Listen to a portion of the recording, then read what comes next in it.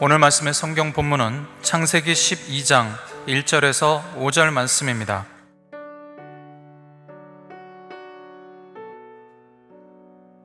여호와께서 아브라함에게 이르시되 너는 너의 본토 친척 아비집을 떠나 내가 네게 지시할 땅으로 가라. 내가 너로 큰 민족을 이루고 네게 복을 주어 네 이름을 창대케 하리니 너는 복의 근원이 될지라. 너를 축복하는 자에게는 내가 복을 내리고 너를 저주하는 자에게는 내가 저주하리니 땅의 모든 족속이 너를 인하여 복을 얻을 것이니라 하신지라. 이에 아브라함이 여호와의 말씀을 쫓아갔고 롯도 그와 함께 갔으며 아브라함이 하란을 떠날 때에 그 나이 75세였더라. 아브라함이 그 아내 사레와 조카 롯과 하란에서 모은 모든 소유와 얻은 사람들을 이끌고 가나안 땅으로 가려고 떠나서 마침내 가나안 땅에 들어갔더라.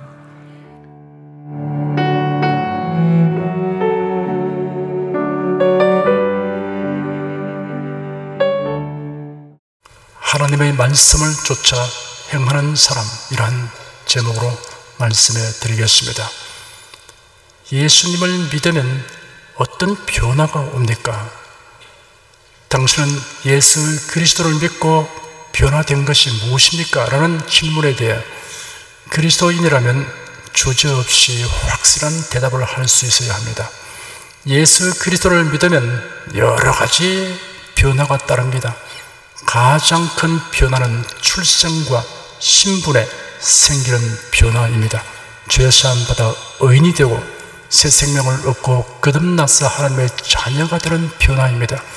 이것은 가장 근본적인 변화입니다. 그 외의 변화들은 근본적인 변화에 따르는 변화들입니다. 낱낱이 말하자면 셀 수 없이 많습니다. 이를 대략적으로 말하면 관념의 변화를 손꼽을 수 있습니다.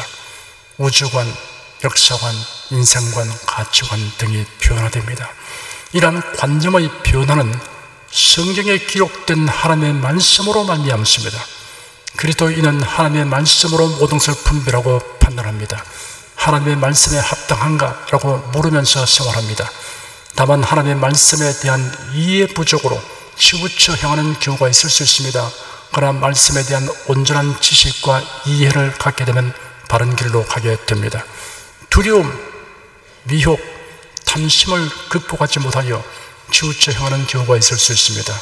그러나 성령님의 책망을 받게 되면 돌이키게 됩니다. 여하튼 그리스도인은 성경이 신앙과 생활의 준거입니다. 기준이며 근거입니다. 하나님의 말씀을 쫓아 행동합니다. 성경이 이렇게 말씀하고 있습니다 라고 하면 거기에서 시비와 논란이 끝이 나게 됩니다. 그리스도인은 평생도록 하나님의 말씀을 읽고 들으며 가르침을 받습니다. 그리고 성경 말씀을 가르치는 책임은 매우 막중하여 왜곡되게 가르치는 자에게 저주와 형벌이 서론되어 있습니다. 갈라디아서 1장에 그러나 우리나 혹 하늘로부터 온 천사라도 우리가 내게 전한 복음 외에 다른 복음을 전하면 저주를 받을지어다. 우리가 전에 말하였거니와 내가 지금 다시 말하노니 만일 누구든지 너희 받은 것 외에 다른 복음을 전하면 저주를 받을지어다 라고 선언하였습니다. 요한계시록 22장에는 내가 이 책의 예언의 말씀을 듣는 각인에게 증거하노니 만일 누구든지 이것들 외에 더하면 하나님이 이 책에 기록된 재앙들을 그에게 더하실 터이요 만일 누구든지 이 책의 예언의 말씀에서 제하여 버리면 하나님이 이 책에 기록된 생명나무와 및 거룩한 성의 참념을 제하여 버리시리라 라고 엄중하게 선언하였습니다.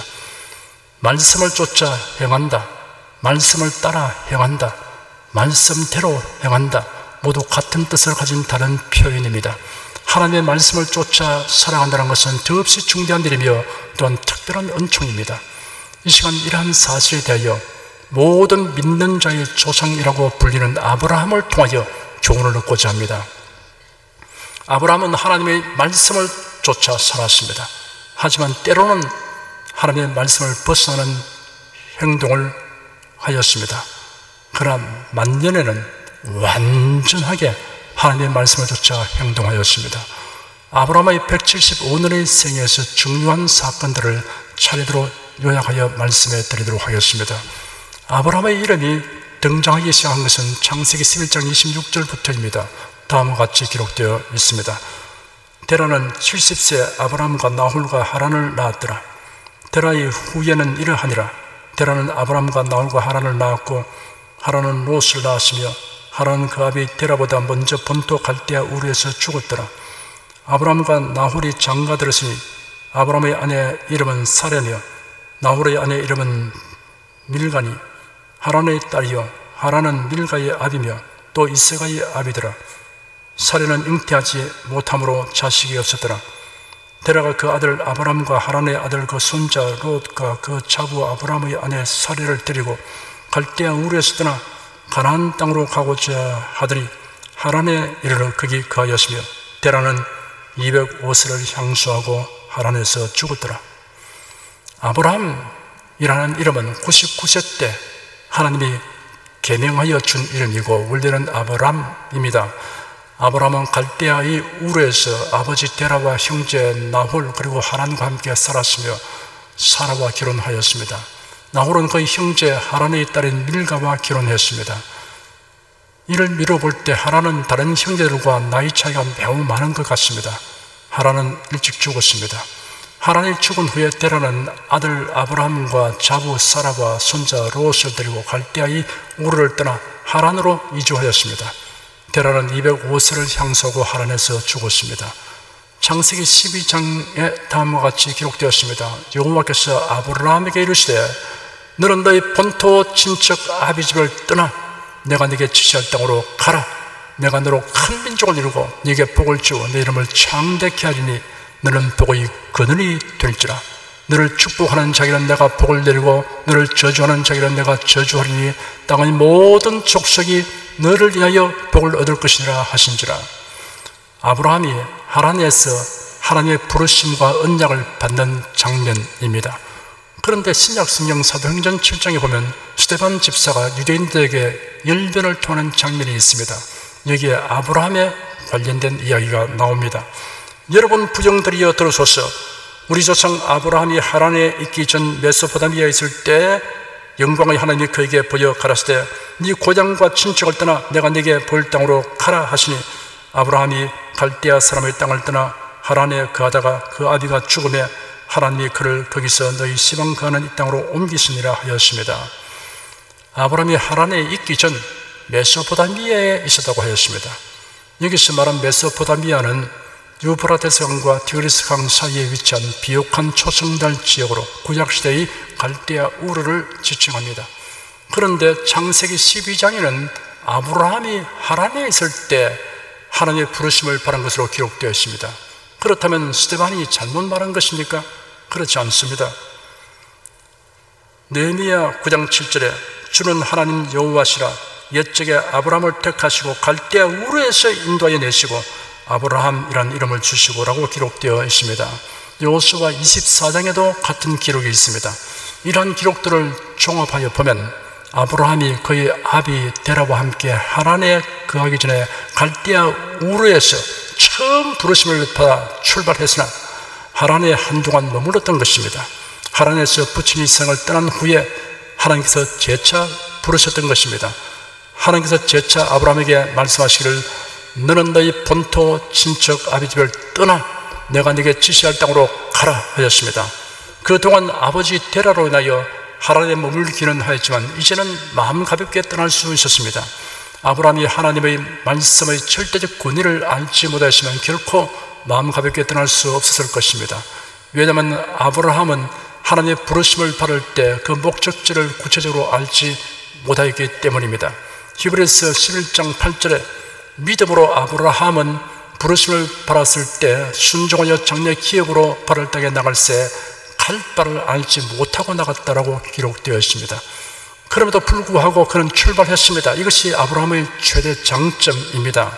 오늘 본문의 4절에는 이에 아브라함이 여호와의 말씀을 쫓아갔고 롯도 그와 함께 가시며 아브라함이 하란을 떠날 때 그 나이 75세였더라 라고 기록되었습니다. 아브라함의 생애에 있어 가장 빛나는 기록은 아브라함이 여호와의 말씀을 쫓아갔다라고 설명된 여기에 있습니다. 하나님의 말씀을 쫓아가면 불확실한 인생이 되지 않습니다. 전능하시고 선하신 하나님의 손을 잡고 하기 때문입니다. 하나님의 말씀 자체가 하나님이 내미시는 손길입니다. 아브라함은 하나님의 말씀을 쫓아 하란을 떠났습니다. 본토 친척 아비집을 떠났습니다. 당시는 치안이 확보되지 못한 시대였으며 부족 사회였습니다. 혈족이 모여서 서로 의지하고 안전을 도모하였습니다. 아브라함의 나이는 75세나 되었습니다. 더욱이 하란은 살기 좋은 것이며 번영하는 도시였고 그곳에서 생활 기반이 든든히 잡히는 상태에서 전혀 알지 못하는 외지로 떠난다는 것은 누가 보든지 이해할 수 없는 행동이었습니다. 주위 사람들이 극구 만류하였을 것입니다. 그러나 아브라함은 사람들의 합리적인 의견보다 하나님의 말씀에 전적으로 무게를 두었습니다. 아브라함은 단호하게 출발하였습니다. 사람들이 무슨 이유입니까? 라고 물으면 아브라함의 대답은 간단하고 명료했습니다. 하나님의 말씀하시기 때문입니다. 저는 하나님의 말씀을 쫓아 갑니다. 이것이 대답의 전부였습니다. 하나님의 말씀에 최고의 권위를 둔 사람만이 할 수 있는 결단임의 행동입니다. 하나님의 말씀을 쫓아 행하면 하나님께서 인도해 주십니다. 아브라함은 갈 바를 알지 못하고 가시나 막연하지 않았습니다. 하나님께서 아브라함이 들어가야 할 땅을 작정해 놓으셨기 때문입니다. 하나님의 말씀을 쫓아 사는 것이 막연해 보여도 사실은 막연한 것이 아니라는 것을 알아야 합니다. 하나님께서 계획을 가지고 여러분을 이끄신다는 것을 알면 됩니다. 본문의 5절에 아브라함이 마침내 가나안 땅에 들어갔더라 라고 기록되었습니다. 과정이 어떠하였든 결국 하나님께서 정하신 목적지에 도달하게 되었습니다. 유브라데스강 상류를 건너고 수리아 다메섹을 지나 헬몬산 남쪽을 도는 장장 700km가 훨씬 넘는 먼 거리를 여행하여 마침내 가나안에 도착하였습니다. 끝이 좋으면 다 좋다. 젊어서 고생은 돈 주고도 산다. 최후에 웃는 자가 가장 잘 웃는 자이다 라는 격언이 있습니다. 하나님 말씀조차 살아가는 그리스도인은 모두 결말이 좋게 됩니다. 천국에 들어가기 때문입니다. 가나안에 들어간 아브라함은 단을 쌓고 여호와의 이름을 불렀습니다. 달리 말하면 예배를 드렸다는 말입니다. 아브라함은 목축을 주업으로 삼으며 점점 남방으로 옮겨갔습니다. 아브라함은 하나님이 약속하신 기업인 가나안 땅의 북쪽에서부터 남쪽 경계까지 내려가면서 이곳저곳에서 단을 쌓고 장막을 쳤습니다. 그런데 얼마 안 되어 심한 기근이 발생하였습니다. 아브라함이 하나님의 말씀을 쫓아 가나안 땅에 왔는데 기근을 만나게 된 사실은 우리에게 귀중한 교훈을 얻게 해줍니다. 하나님의 말씀을 쫓아 살아가는 중에 당하는 환난입니다. 하나님의 말씀을 쫓아 가나안 땅에 왔는데 기근을 당했다고 해서 잘못 온 것이라고 판단해서는 안 됩니다. 하나님의 선하신 뜻과 섭리를 믿어야 합니다. 아브라함은 애굽으로 내려갔습니다. 애굽은 나일강의 범람으로 형성된 비옥한 곡창지대를 가지고 있는 국가였습니다. 따라서 애굽은 기근을 피해 이주하는 주변 근동지역의 유목민에게 피난처 구슬을 하였습니다. 물론 아브라함은 애굽에 영구 거주할 생각으로 내려간 것은 아니었을 것입니다. 아브라함이 애굽에 거류하려고 내려가는 것은 하나님의 말씀을 쫓은 것이 아니었습니다. 하나님의 말씀을 쫓아 가나안에 왔는데 기근을 만나게 되니 당혹한 것입니다. 그러자 하나님의 말씀에서 벗어난 길을 가는 것입니다. 아브라함은 아내 사라가 뛰어난 미모를 지니고 있다고 생각했습니다. 이런 아브라함의 주관적이고 자기 도취적인 판단이 아니고 객관성을 가진 사실이었습니다. 어쨌든 65세의 사라가 뛰어난 미모를 유지하고 있다는 것은 놀라운 사실입니다. 단지 나그네에 불과한 아브라함 일행이 애굽에 내려갔을 때 애굽 본토인들의 반응은 당연히 미모가 출중한 사라에게 큰 관심을 보일 수밖에 없었을 것입니다. 검은색에 가까운 짙은 갈색 피부를 가진 함의 후손인 애굽인과 달리 셈의 후손으로서 옅은 갈색 피부를 가지기 때문에 유난히 특출하게 애굽의 눈에 띄었을 것입니다. 아브라함은 아내의 미모로 인해 자신에게 닥칠 생명의 위협을 염려하여 애굽인들에게 사라를 누이라고 소개하기로 아내를 설득하였습니다. 애굽 왕은 사라가 아브라함의 누이라는 말을 듣고 사라를 궁으로 취하여 드렸습니다. 아브라함의 부정적 생각과 말이 현실로 되어버렸습니다. 사라는 하나님께서 특별히 선택한 여인이었습니다. 하나님께서는 아브라함과 사라의 혈통을 이어받는 후손을 통하여 메시아를 승해 보내시기로 작정하신 것입니다.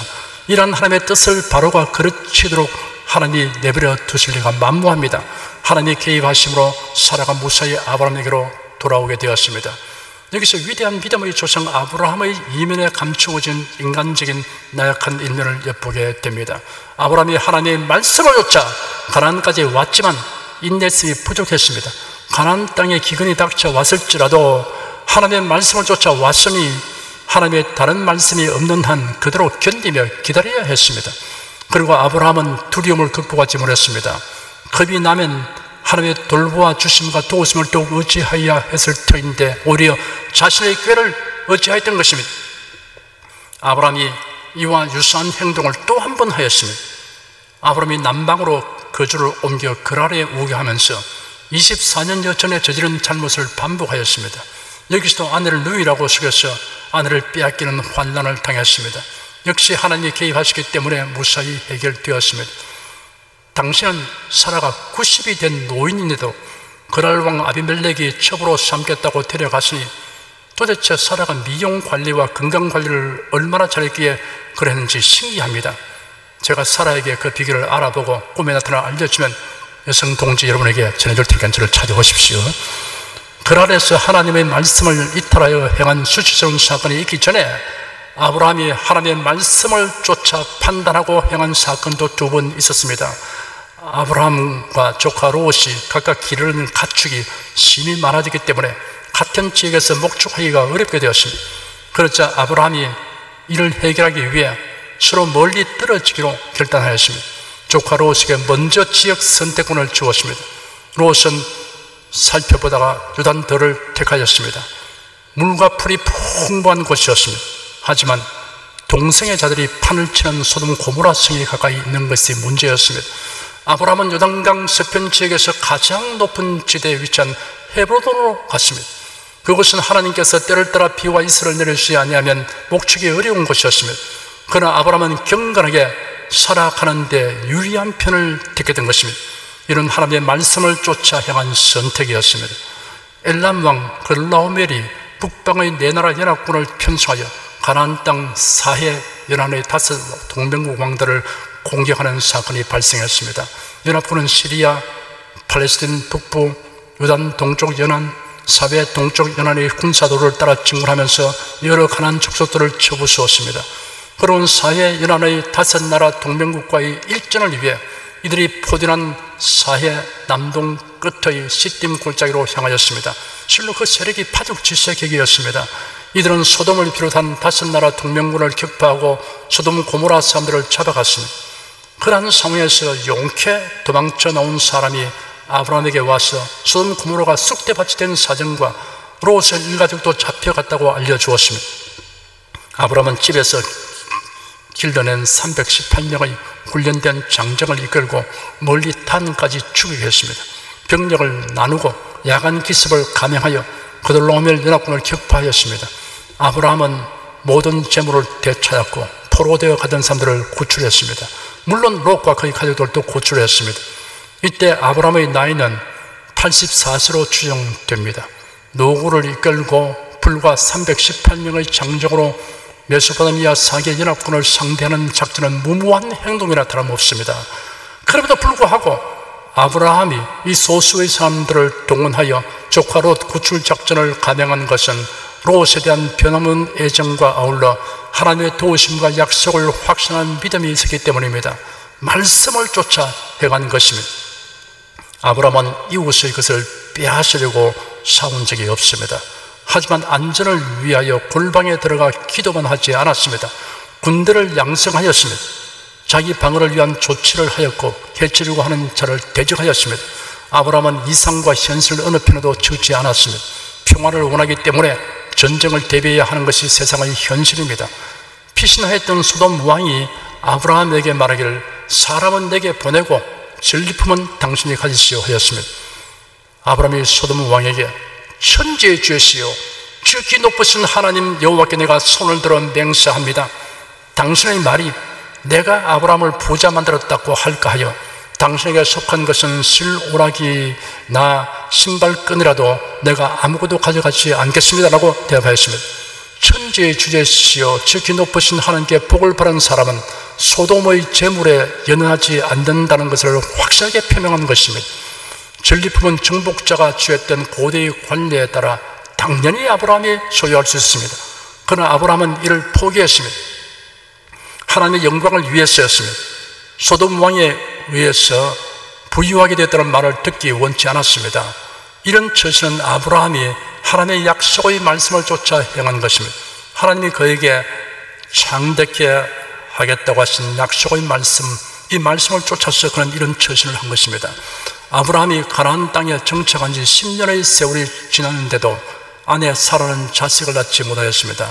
어느 날 사라가 아브라함에게 말하기를, 여보, 하나님께서 내 출산을 막으시니 내 여정과 동침하십시오. 내가 혹 그로 말미암아 아들을 얻을지 모르겠습니다 하였습니다. 그리하여 하갈이 임신하게 되었고 아들을 낳았습니다. 아이의 이름을 이스마엘이라고 하였습니다. 아브라함과 사라는 하나님이 약속하신 말씀을 쫓지 않고 말씀대로 빗나간 행동을 하였습니다. 하나님의 약속과 계획은 반드시 하나님의 때에 이루어집니다. 인간의 섣부른 지혜와 방법으로 서두르면 문제의 해결이 아니라 오히려 문제의 시작이 될 뿐입니다. 처음에는 아들을 얻었다고 좋아했으나 곧장 돌변한 하갈의 교만한 태도로 인해서 아브라함의 가정은 평온함이 사라졌습니다.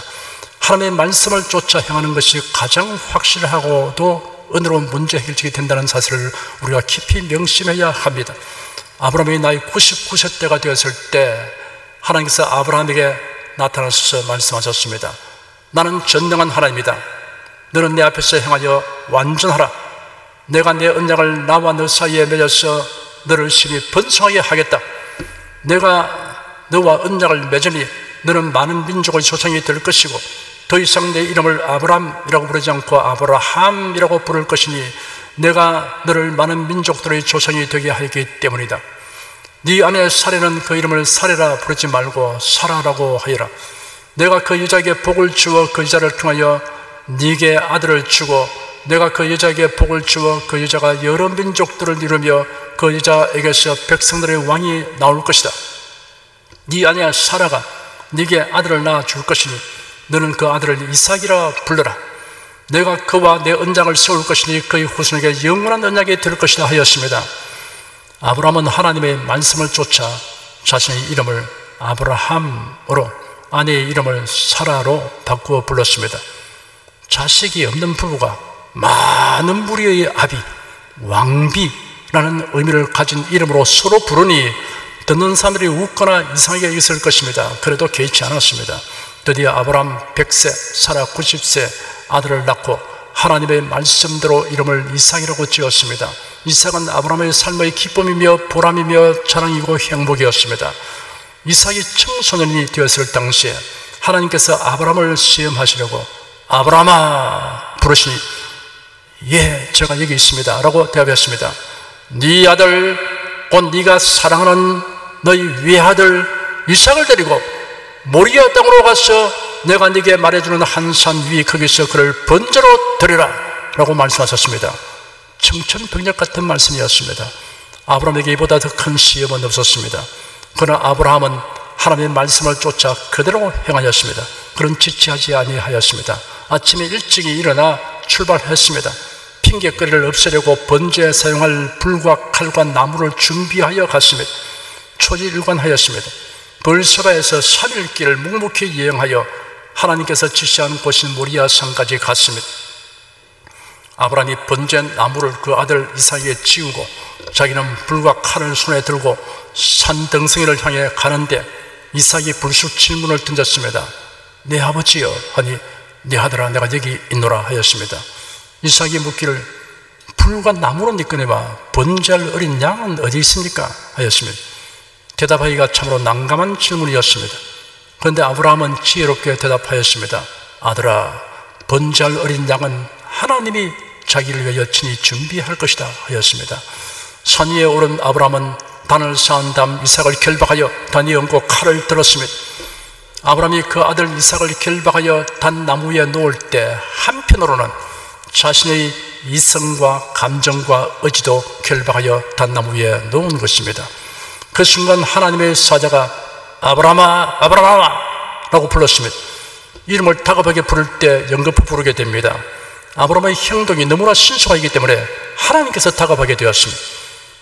아브라함이 내가 여기 있습니다 라고 대답하니 하나님의 사자가 그 아이에게 네 손을 대지 말라, 아무것도 그에게 하지 말라, 네가 네 아들 네 독자로도 내게 아끼지 아니하였으니 내가 이제야 네가 하나님을 경외하는 줄을 아노라 라고 말했습니다. 아브라함이 눈을 들어 살펴보니 순양이 뒤에 있는데 뿔이 수풀에 걸려 있었습니다. 아브라함이 가서 그 순양을 가져다가 아들을 대신하여 번제로 드렸습니다. 아브라함의 일생에 있었던 이러한 사건들은 우리에게 하나님의 말씀을 쫓아 행할 때와 하나님의 말씀을 벗어나서 행할 때의 그 결과에 대해서 교훈하고 있습니다. 아브라함은 본토 친척 아비집을 떠나 하나님의 말씀을 쫓아 갔습니다. 만년에는 하나님의 말씀을 쫓아 독자 이삭을 번제로 드리려고 행동하였습니다. 이 사건의 중간에는 말씀을 벗어나서 행동한 적도 있었지만 시작과 끝이 완전하고 좋았습니다.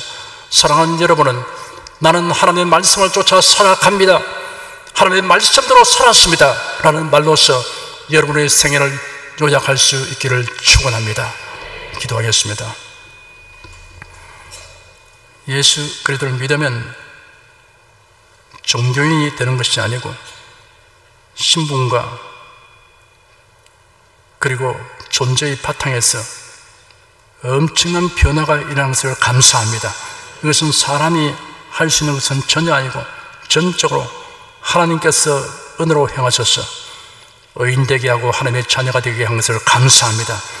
이런 변화는 사람들의 육안으로는 잘 알 수가 없기 때문에 예수 믿는 당신과 믿는 내가 무슨 차이가 있느냐라고 사람들은 묻습니다. 우리의 이러한 변화를 보여줄 수는 없습니다. 그러나 이제는 이러한 기본적인 변화가 일어나면 그때부터 모든 관념이 달라지는 변화를 보여줄 수가 있습니다.